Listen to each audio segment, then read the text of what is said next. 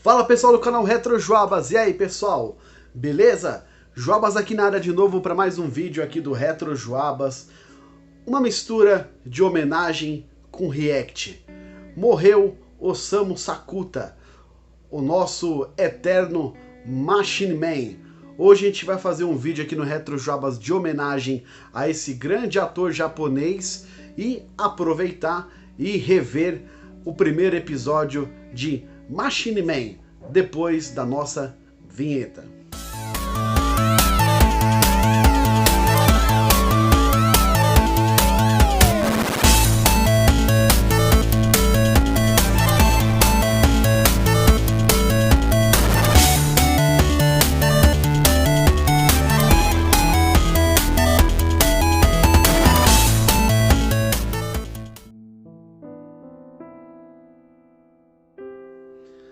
Isso aí, pessoal, antes de começar o nosso vídeo aqui, eu vou pedir para vocês estarem se inscrevendo no nosso canal, porque há muita gente ainda que vem assistir aqui os nossos vídeos que ainda não é inscrito. Então vou pedir para você se inscrever aqui no canal Retro Joabas. O canal Retro Joabas, ele fala de tokusatsu, a gente tem review de gibis, de mangá, atualmente estamos fazendo reviews do mangá do Ultraman. Nós falamos também de cinema, quando tem alguma novidade, alguma informação bem bacana de cinema, ou algum filme pra gente poder deixar de dica. Às sextas-feiras, às vezes, a gente tem aqui reviews de filmes de terror, principalmente que passam lá na Rede Brasil, no Cine Alta Tensão.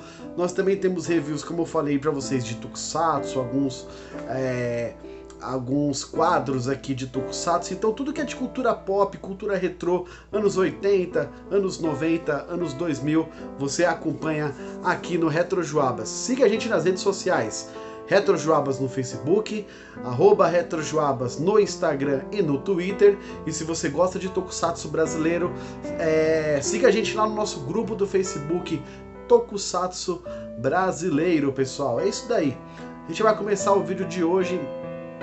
Infelizmente, com uma nota triste, morreu Osamu Sakuta, ou Machine Man.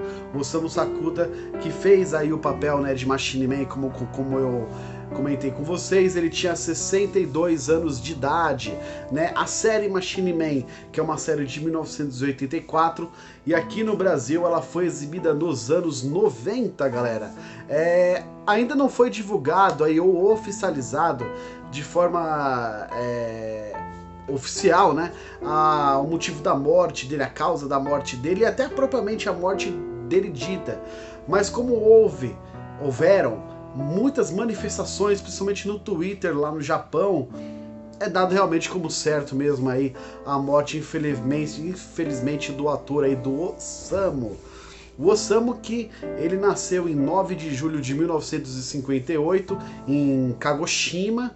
Depois ele se mudou para Tóquio, devido aí uma transferência de trabalho do pai dele. Então ele foi junto com o pai dele para viver em Tóquio, e lá em Tóquio ele entrou numa companhia de teatro, companhia essa que ele começou a fazer ali teatro e deu os primeiros passos dele como ator lá no Japão, inclusive tendo a oportunidade de fazer algumas pontas em tokusatsus, né, bem conhecidos aí como Kamen Rider, o Kikaider e o Spectroman, né, nesse início de carreira do Osamu. E ele fez séries, né, nos anos 70 para a televisão NHK lá do Japão. E aí em 84 surgiu a grande oportunidade, talvez o maior personagem dele, o Sei-un Kamen Machine Man, né, a série de 1984, que passou aqui no Brasil nos anos 90, né? Nos anos 90 ele voltou-se para dublagem, ele começou aí a dedicar a vida dele para dublagem, dublando filmes estrangeiros lá no Japão, e também era comentarista de rádio, pessoal. Ele mudou um pouco a carreira aí dele. Sei-un Kamen Machine Man é uma série de 1984, produzida pela Toei Company. Ela foi exibida de 13 de janeiro a 28 de setembro de 1984. Ela teve apenas 36 episódios e foi exibida pela primeira vez na televisão NTV lá do Japão, galera. A Máscara Nebulosa Machine Man. A tradução aí da nossa série, do nosso querido Osamu Sakuta, que agora está no céu, pessoal. Tem também outros destaques aí na série, né? A gente tem a Kiyomi Tsukada, né? Que faz a Maki Ayama, que é a nossa eterna Henri Jaspion, né? E inclusive ela tem bastante destaque aí no primeiro episódio, que agora a gente vai fazer o react do primeiro episódio de Machine Man. Qual que é a história base do Machine Man, né? Nick, ou Niku, né? Nick, né? Ou Niku lá no Japão, ele é um estudante universitário, ele vem lá do longínquo planeta Eve, que fica no aglomerado estelar das Pleiades, e ele vem aqui para o planeta Terra para completar a sua graduação. Então ele vem para estudar o comportamento humano, né, aqui dos terráqueos, né? Então ele vem completar a sua graduação e ele tem um plano, inclusive, de ficar só 7 dias aqui na Terra, em Tóquio, para depois ele se transferir para Vênus e continuar aí essa sua fase de graduação. Machine Man passou aqui na Band nos anos 90. Na Record ele passou em 93, né? Na Band foi em 1990, na Record foi em 93 e inclusive depois passou pela NGT. O primeiro episódio tem um título aí bem curioso, né? Que é o caso do livro com textos em branco. Oh, parece os nomes dos episódios de Chapolin, né? Que eram bem grandes às vezes e bem chamativos. A gente tem no início da história ali um robô atacando ali policiais e atacando uma série de prédios lá no Japão. Ele é um homem de ferro, vamos dizer assim, né? E ele vai atacando ali uma série de edifícios, né? Como comentei para vocês lá no Japão. Logo em seguida a Space Colony chega, né? Que é a nave do Machine Man. E ali, cara, aquela ambientação dentro da nave, a gente vê pela primeira vez o Machine Man, aquilo ali muito parece com o Gavan, com a primeira aparição do Gavan, sabe? Quando ele também tá lá na nave, falando com a parceira dele. Eu acho que aquilo ali remete muito a Gavan.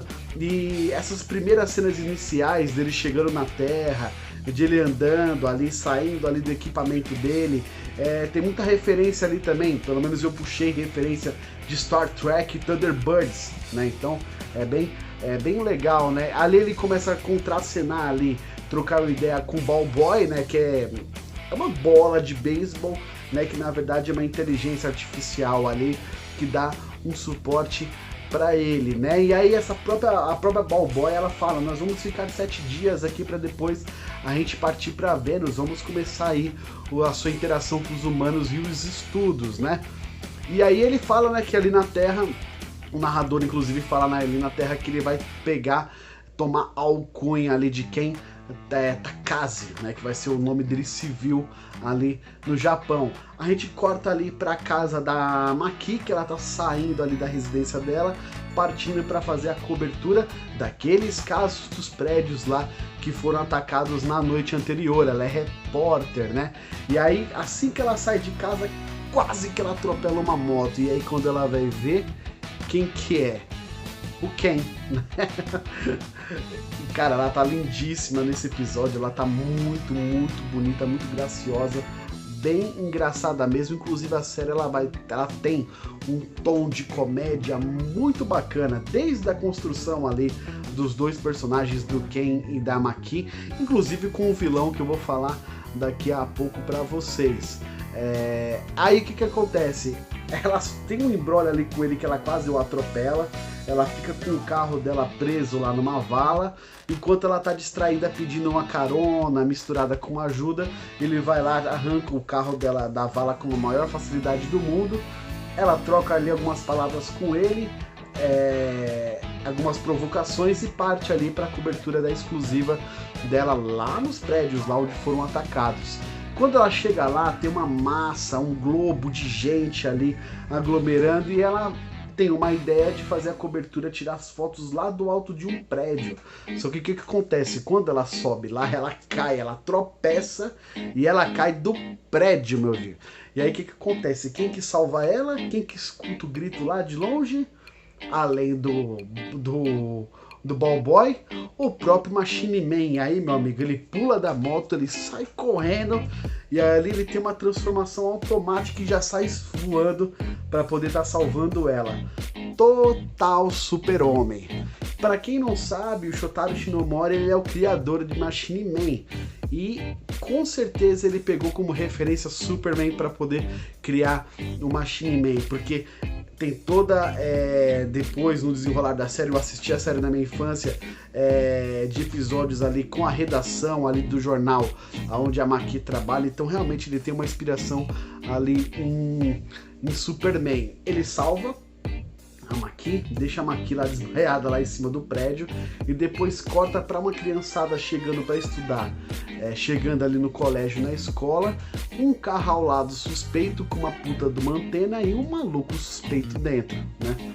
E aí quando a meninada vai fazer ali as suas atividades, os seus cadernos, os seus livros estão todos em branco e não fica ali preso àquela situação, porque depois na redação da Maki os jornais saem em branco, tudo ali no Japão começa a ser impresso e logo em seguida ficar em branco. E aí a gente conhece pela primeira vez o Professor K, que é o chefe da organização Tentáculo. Ele é uma mistura de, vamos dizer assim, um japonês com personagens oriental, vestido de forma ornamentado de forma que parece aqueles personagens orientais assim de Conan o Bárbaro, tá ligado? Ele tá lá fazendo uma pintura e esse maluco que os caras suspeitam, que a gente vai descobrir que depois é um outro personagem, ele tem um estilão meio mafioso, tipo italiano dos filmes lá do Poderoso Chefão, sabe? Mano, é bem cartunesco, é bem caricato, assim, tipo os vilões, né? E aí chega o que atacou os prédios, o Homem de Ferro Monsu. Deve ser um porra de um robô, falando que na verdade eles deveriam usar as forças lá do Tentáculo para atacar exércitos, atacar nações e na verdade ver qual que é a motivação do Professor K. Ele não gosta de crianças, o que ele quer é atacar e acabar com as crianças, começando a tirar a educação delas. Ó a premissa do vilão. Aqui a gente vê com certeza que Machine Man foi feito para ser uma série para crianças, né? Enfim, como eu comentei com vocês, lá no jornal, na redação da Maki, tá tudo em branco também. Corta de novo para as crianças saindo do colégio, inclusive uma das crianças é um dos irmãos da Maki. Como que é o nome dele? Vamos só puxar aqui pela memória. O Masaru, que é irmão da Maki, ele conta toda ali a situação dos livros em branco. Antes disso, a Maki quase que atropela o Ken de novo, né? E ali ele fala que é coisas do destino, como vocês falam aqui, né? Ele esquece que, tipo, ele tá na Terra, ele tem que fingir que ele é humano, né? Não pode ficar dando bandeira. E aí a Maki arranca o Masaru pra dentro, o irmão dela vão procurar esse carro suspeito, porque ele comenta do carro suspeito. A criançada vai para um outro lado também, elas procurarem o carro. E como se diz lá no Chaves, e o Ken vai pelo 1. Ele pega a moto e o Ball e parte lá para procurar esse suspeito. A Maki, ela vai parar tipo numa fábrica, nessas fábricas que fazem poste, que fazem tubulações gigantes para metrô, para trem, essas coisas. E aí aparece lá aquele esquisitão lá do carro e ele se revela um outro vilão, que ele é o Homem Broca. Mano, sensacional os nomes, cara, dos vilões. Só que ele é casca grossa, ele tenta bater nela, ele tenta bater no irmãozinho dela, ele tenta bater nos operários que tem lá na fábrica. O pau come aí, meu amigo. Quem que é acionado lá de longe? O Machine Man. E aí, meu velho, ele faz aquela transformação clássica pela primeira vez. Dolphin! Depois... Machine Dolphin! Aí ele chama aquele carro, velho.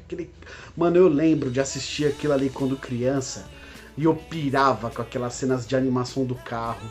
Eu pegava alguns carrinhos estilo Hot Wheels que tinha nos anos 90 e fingia que era o carro do Machine Man, porque o formato era bem parecido e todo super-herói que eu ia brincar, tipo de hominho, eu fingia que ele se transformava num carro.